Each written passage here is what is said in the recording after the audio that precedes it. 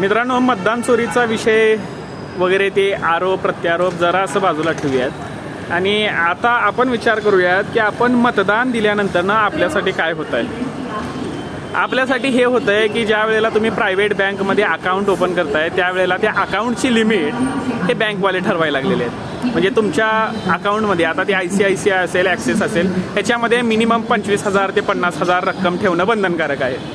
आणि ज्या वेळेला तुम्ही सरकारी शाळेमध्ये आपल्या मुलांना दाखला मिळवून देता त्यावेळेला तुमच्या मुलाची फीज ही ती शाळा ठरवते.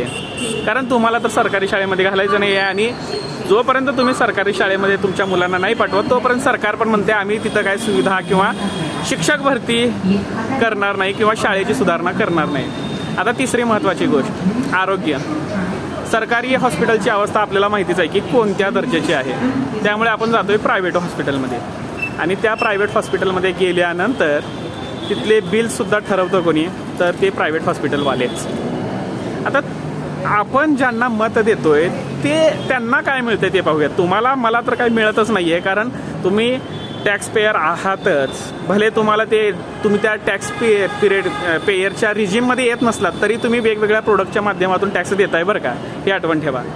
आता सर्वात महत्त्वाचं, आपल्यामुळं आपल्या नेत्यांना काय मिळतं आहे. 5 BHKचे फ्लॅट मुंबईसारख्या ठिकाणी जर मंत्री झालात तर. आता त्याच्यामध्ये मुंडे साहेब, धनंजय मुंडे तर सोडायला तयारच नाही आहेत. ते म्हणतायत की बाबा माझ्याकडे मुंबईमध्ये राहायला जागाच नाही आहे, त्यामुळे मी आत्ताच सोडत नाही. असले माणसं. त्याच्यानंतर ड्रायव्हर, गाडी, पेट्रोल, लाईट बिल, त्याच्यानंतर त्यांना PA, पर्सनल PAs भेटतात प्रत्येक आमदाराला. मंत्री असेल तर वेगळी गोष्ट आहे, अजून जास्त मिळते त्याला सुविधा. फ्लाईट तिकीट्स, दिल्ली वारी आणि प्रवासासाठी डेस्टिनेशन्स ठरवले जातात आणि इंटरनॅशनल टूरसुद्धा त्यांना मिळते.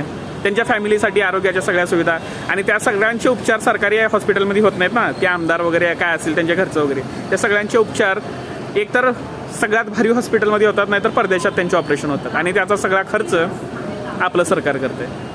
हां, तुम्ही जे मतदान करताय ना त्याचा फायदा तुमच्या नेत्याला तर होतोयच. हे मतदान चोरी वगैरे हे तर सगळे अंधश्रद्धा आहे, ह्याच्यावर विश्वास ठेवूच नका म्हणतोय मी. तुम्ही कशाला ठेवताय विश्वास.